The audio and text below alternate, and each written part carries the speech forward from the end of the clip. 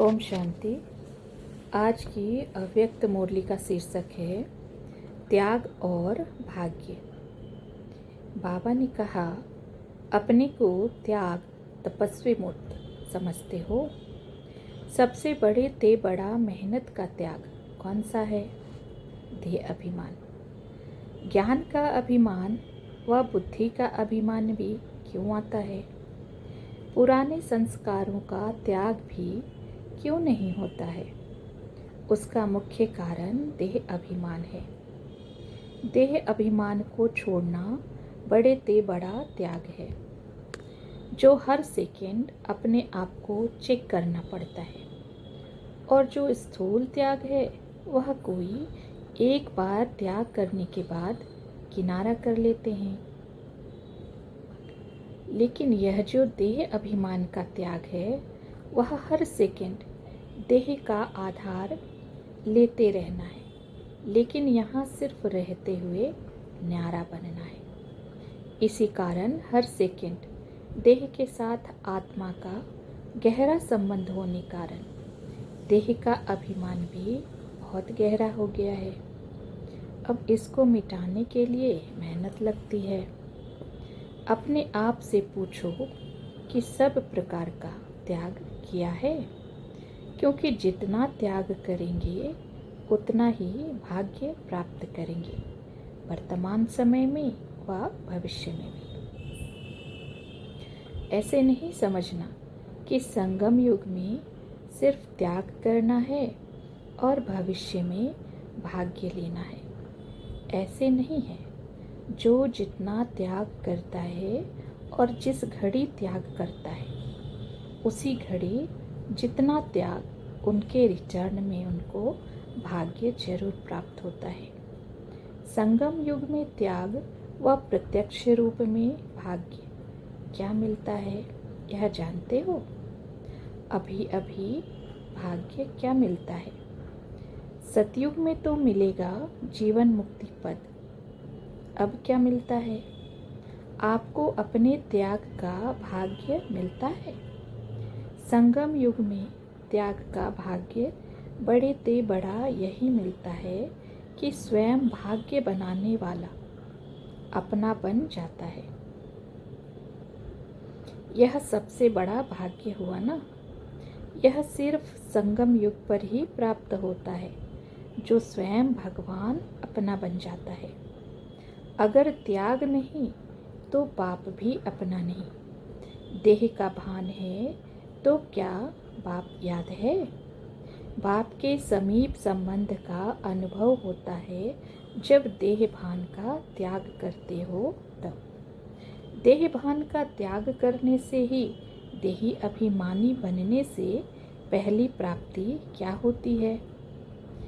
यही ना कि निरंतर बाप की स्मृति में रहते हो, अर्थात हर सेकंड के त्याग से हर सेकंड के लिए बाप के सर्व संबंध का, सर्व शक्तियों का अपने साथ अनुभव करते हो, तो यह सबसे बड़ा भाग्य नहीं?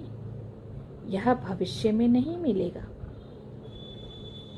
इसलिए कहा जाता है, यह सहज ज्ञान और सहज राजयोग भविष्य फल नहीं, लेकिन प्रत्यक्ष फल देने वाला है। भविष्य तो वर्तमान के साथ साथ बंधा हुआ ही है, लेकिन सर्वश्रेष्ठ भाग्य सारे कल्प के अंदर और कहाँ नहीं प्राप्त करते हो। इस समय ही त्याग और तपस्या से बाप का हर सेकंड का अनुभव करते हो, अर्थात बाप को सर्व संबंधों से अपना बना लेते हो। पुकार यह नहीं करते थे, पुकारते तो कुछ और थे, लेकिन प्राप्ति क्या हो गई? जो न संकल्प न स्वप्न में था वह प्राप्ति हो रही है ना। तो जो न संकल्प न स्वप्न में बात हो वह प्राप्त हो जाए, इसको कहा जाता है भाग्य। जो चीज़ मेहनत से प्राप्त होती है उसको भाग्य नहीं कहा जाता है। स्वतः ही मिलने का असंभव से संभव हो जाता है, ना उम्मीदवार से उम्मीदवार हो जाते हैं। इसलिए इसको कहा जाता है भाग्य। यह भाग्य नहीं मिला। पुकारते तो कुछ और थे कि हमको सिर्फ अपना कुछ न कुछ बना लो। इतना ऊंच बनना नहीं चाहते थे, लेकिन मिला क्या? स्वयं तो बन गए, लेकिन बाप को भी सब कुछ बना लिया। तो यह भाग्य नहीं। संगम युग का श्रेष्ठ भाग्य इसी त्याग से मिलता है।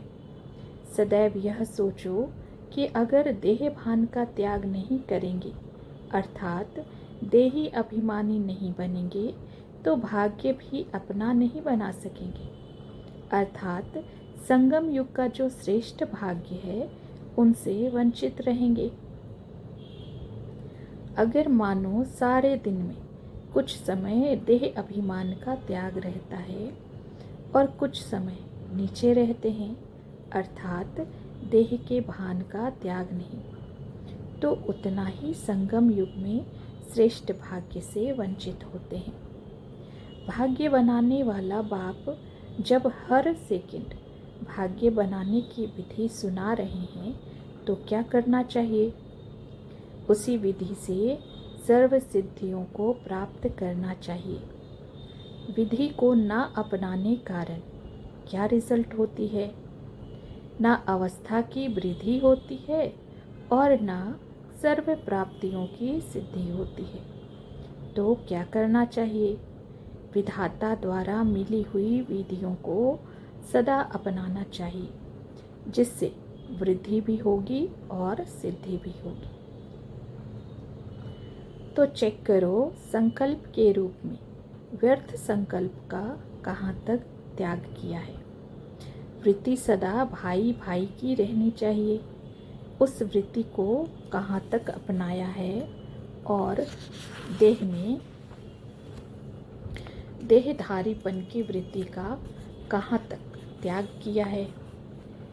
समझते हो मैसूर वाले, आज तो खास इन्हों से मिलने आए हैं ना, क्योंकि इतने दूर से मेहनत से स्नेह से आए हैं, तो बाप को भी दूर देश से आना ही पड़ा है, तो खुशी होती है ना। आज खास दूर देश से आने वालों के लिए दूर देश से बाप भी आए हैं, तो जिससे स्नेह होता है, तो स्नेही के स्नेह में त्याग कोई बड़ी बात नहीं होती है। विकारों के स्नेह में आकर अपनी शुद्ध बुद्ध का भी त्याग, तो अपने शरीर का भी त्याग किया। बच्चों के स्नेह में माँ तन का भी त्याग करती है ना। अब देहधारी के संबंध के स्नेह में अपना ताज तख्त और अपना असली स्वरूप सब छोड़ दिया ना। तो जब अभी बाप के स्नेही बने हो, तो क्या यह देह अभिमान का त्याग नहीं कर सकते हो? मुश्किल है। सोचना चाहिए कि अल्पकाल के संबंध में इतनी शक्ति थी जो ऊपर से नीचे ला दिया। ऊपर से नीचे इसलिए आए हो ना। और अब बाप जब कहते हैं और बाप से सर्व संबंध जोड़े हैं, तो क्या बाप के स्नेह में यह उल्टा देह अभिमान का त्याग कोई बड़ी बात है? छोटी बात है ना। फिर भी क्यों नहीं कर पाते हो? यह तो एक सेकंड में कर देना चाहिए। बच्चा अगर 1 मास बीमार होता है, तो माँ का जो अल्पकाल का संबंध है, देह का संबंध है, फिर भी माँ 1 मास के लिए सब कुछ त्याग कर देती है। देह की स्मृति सुख त्याग करने में देरी नहीं करती, मुश्किल भी नहीं समझती है। तो यहाँ क्या करना चाहिए? यहाँ तो सदाकाल का संबंध और सर्व संबंध है, सर्व प्राप्ति का संबंध है। तो यहाँ 1 सेकंड भी त्याग करने में देरी नहीं करनी चाहिए। लेकिन कितने वर्ष लगाया है? देह का भान त्याग करने में कितने वर्ष लगाया है? कितने वर्ष हो गए? 36। लगना चाहिए 1 सेकेंड और लगाया है 36 ईयर्स आधा कल्प का अभ्यास पड़ा हुआ है, और वह जो आधा कल्प देह भान से और विकारों से न्यारे थे, वह आधा कल्प का अभ्यास 1 सेकेंड में भूल गया। इसमें टाइम लगा क्या? त्रेता में भी 2 कला कम हो जाती है, फिर भी विकारों से परे तो रहते हो ना। सतयुग त्रेता में निर्विकारी तो थे ना। 2 कला कम होने के बाद भी त्रेता में निर्विकारी तो कहेंगे ना। विकारों के आकर्षण से परे थे। यह भी आधा कल्प के संस्कार हो गए, तो वह क्यों नहीं स्मृति में जल्दी आते हैं? आत्मा का असली रूप भी क्या है? आप आत्मा के निजी असली संस्कार व गुण कौन से हैं? वही है ना जो बाप में है। जो बाप के गुण हैं, ज्ञान का सागर, सुख का सागर, शांति का सागर, वह सागर है, पर आप स्वरूप तो हो। तो जो आत्मा के निजी गुण है, शांति स्वरूप तो हो ना। यह तो संग के रंग में परिवर्तन में आए हो, लेकिन वास्तविक जो आत्मा के स्वरूप का गुण है, वह तो बाप के समान है ना। वह भी क्यों नहीं जल्दी स्मृति में आना चाहिए? ऐसे ऐसे अपने से बातें करो। ऐसे ऐसे अपने से बातें करते करते, अर्थात रूहान करते करते रूहानियत में स्थित हो जाएंगे। यह अभी नहीं सोचो कि द्वापर के यह पुराने संस्कार हैं, इसलिए यह हो गया। यह नहीं सोचो। इसके बजाय यह सोचो कि मुझ आत्मा के आदि संस्कार और अनादि संस्कार कौन से हैं? सृष्टि के आदि में जब आत्माएं आई तो क्या संस्कार थे? दैवी संस्कार थे ना।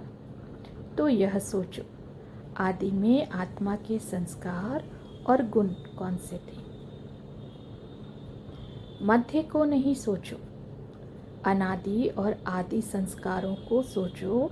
तो क्या होगा कि मध्य के संस्कार बीच बीच में जो प्रज्वलित होते हैं, वह मध्यम हो जाएंगे। मध्यम ढीले को कहा जाता है, कहते हैं ना, इसकी चाल मध्यम है। तो मध्य के संस्कार मध्यम हो जाएंगे, और जो अनादि और आदि संस्कार हैं, वह प्रत्यक्ष रूप में दिखाई देंगे। सदैव अनादि और आदि को ही सोचो। जैसे संकल्प करेंगे वैसी ही स्मृति रहेगी, और जैसी स्मृति रहेगी वैसी समर्थि हर कर्म में आएगी। इसलिए स्मृति को सदैव श्रेष्ठ रखो। तो अब क्या करेंगे? हर सेकंड के त्याग से हर सेकंड की प्राप्ति करते चलो, क्योंकि यही संगम युग है जो भाग्य प्राप्त करने का है। अभी जो भाग्य बनाया वह सारे कल्प में भोगना पड़ता है, चाहे श्रेष्ठ चाहे नीच। लेकिन यह संगम युग ही है जिसमें भाग्य बना सकते हो। जितना चाहो उतना बना सकते हो, क्योंकि भाग्य बनाने वाला बाप साथ है। फिर यह बाप साथ नहीं रहेगा, ना यह प्राप्ति रहेगी। प्राप्ति कराने वाला भी अब है, और प्राप्ति भी अब होनी है। अब नहीं तो कब नहीं। यह स्लोगन स्मृति में रखो। स्लोगन लिखते हुए तो रहते हैं ना। यह समझते हो कि यह स्लोगन हमारे लिए है। अगर सदैव यह स्मृति में रहे कि अब नहीं तो कब नहीं, तो फिर क्या करेंगे? सदैव सोचेंगे जो करना है तो अब कर ले। तो सदा यह स्लोगन स्मृति में रखो। अपनी स्थिति को सदा त्याग और सदा भाग्यशाली बनाने के लिए चेकिंग तो करनी है, लेकिन चेकिंग में भी मुख्य चेकिंग कौन सी करनी है, जिस चेकिंग करने से ऑटोमेटिकली चेंज आ जाए। क्या चेकिंग करनी है, उसके लिए एक स्लोगन है। वह स्लोगन कौन सा है जो बहुत बार सुनाया है? कम खर्च वाला नसीन। अब कम खर्च वाला नसीन कैसे बनना है?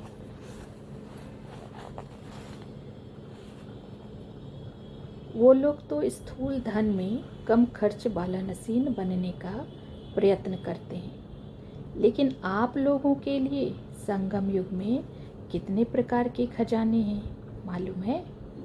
समय, संकल्प, श्वास तो है ही खजाना, लेकिन उसके साथ अविनाशी ज्ञान रत्न का खजाना भी है, और पांचवा स्थूल खजाने से भी इसका संबंध है। तो यह चेक करो, संकल्प के खजाने में भी कम खर्च वाला नशीन बने हैं। ज़्यादा खर्च नहीं करो, अपने संकल्प के खजाने को व्यर्थ ना गवाओ, तो समर्थ और श्रेष्ठ संकल्प होगा। श्रेष्ठ संकल्प से प्राप्ति भी श्रेष्ठ होगी ना।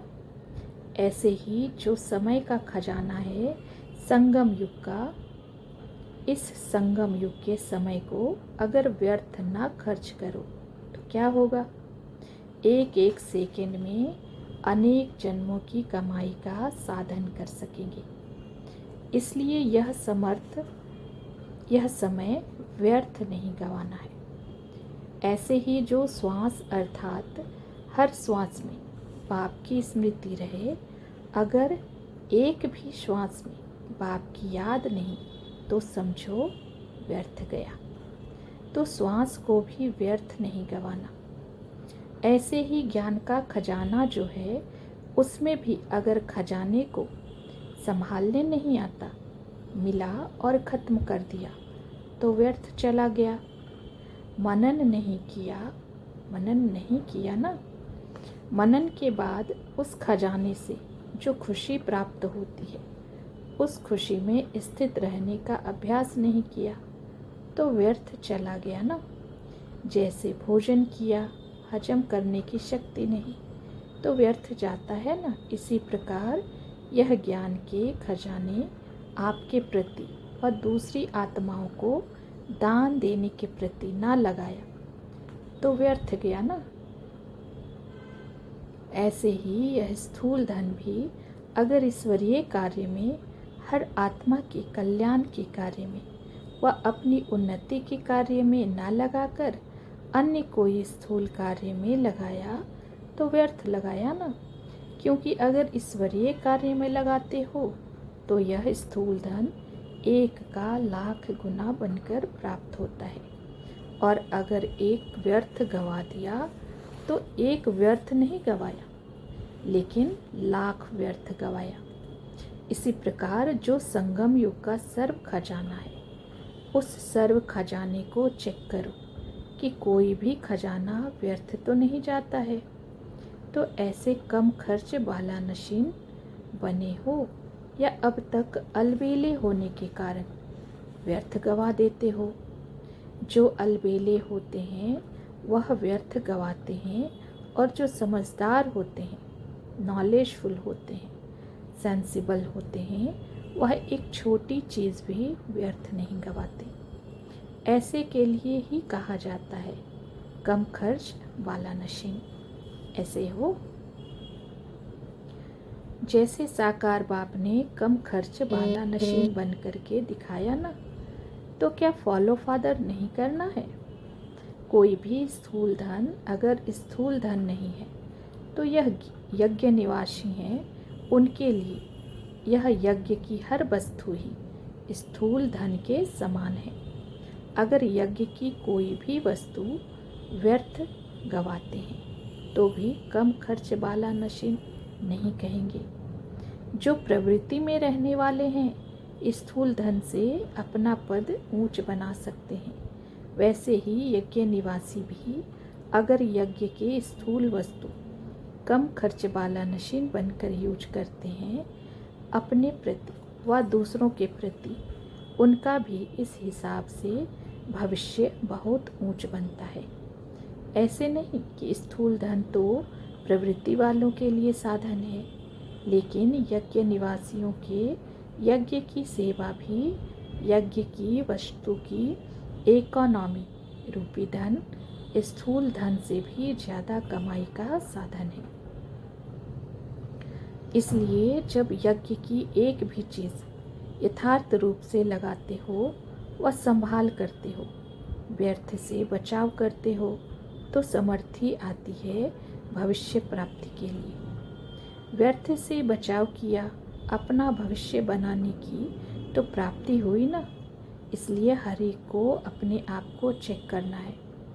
तो अपने को कम खर्च वाला नशीन कितना बनाया है। व्यर्थ से बचो, समर्थ बनो। जहाँ व्यर्थ है वहाँ समर्थ जरा भी नहीं, और जहाँ समर्थी है वहाँ व्यर्थ जावे यह हो नहीं सकता। अगर खजाना व्यर्थ जाता है तो समर्थी नहीं आ सकती है। जैसे देखो, कोई लीकेज होती है, कितना भी कोशिश करो लेकिन लीकेज कारण शक्ति भर नहीं सकती है। तो व्यर्थ भी लीकेज होने के कारण कितना भी पुरुषार्थ करेंगे, कितना भी मेहनत करेंगे, लेकिन शक्तिशाली नहीं बन सकेंगे। इसलिए लीकेज को चेक करो। लीकेज को चेक करने के लिए बहुत होशियारी चाहिए। कई बार लीकेज तो मिलती नहीं है। बहुत होशियार होते हैं, नॉलेजफुल होते हैं, वह लीकेज को कैच कर सकते हैं। नॉलेजफुल नहीं तो लीकेज को ढूंढते रहते हैं। तो अब नॉलेजफुल बन चेक करो तो व्यर्थ से समर्थ हो जाएंगे। अच्छा, मैसूर वाले क्या याद रखेंगे? माताएं सिर्फ याद की यात्रा में रहती हैं ना, क्योंकि भाषा तो समझ नहीं सकती। यह तो याद रखेंगी ना, कम खर्च वाला नशीन, फिर भी भाग्यशाली हो। यह तो समझती हो सारे सृष्टि में हम विशेष आत्माएं हैं। यह समझती हो कि यहाँ कई बार आए हैं, या समझती हो कि पहली बार ही आए हैं। कोई बंधन नहीं है तो अपने को भाग्यशाली समझती हो या दुर्भाग्यशाली समझती हो। निर्बंधन हो तो अपना भविष्य ऊंच बना सकती हैं। आप तो डबल भाग्यशाली हो। एक तो बाप मिला, दूसरा भविष्य बनाने के लिए निर्बंधन बनी हो, और ही खुशी होती है ना। ऐसे तो नहीं, पता नहीं क्या है, दुख तो महसूस नहीं होता, सुख अनुभव करती हो ना। अच्छा हुआ जो निर्बंधन हो गए। ऐसे अपने को भाग्यशाली समझती हो, या कभी दुख भी आता है और कोई साथ होगा तो टक्कर होगा। शिव बाबा अगर साथ हैं तो टक्कर नहीं होगा ना। संगम युग में लौकिक सुहाग का त्याग श्रेष्ठ भाग्य की निशानी है। आत्मा की प्रवृत्ति में यह संबंध नहीं है। प्रवृत्ति में संबंध में तो नहीं आती हो। अगर प्रवृत्ति में रह आत्मा के संबंध में रहती हो तो अपना डबल भाग्य बना सकती हो। प्रवृत्ति में रहते देह के संबंध से न्यारी रहती हो तो प्रवृत्ति में रहने वाले ऐसा भाग्य बना रहे हो। अच्छा, ओम शांति।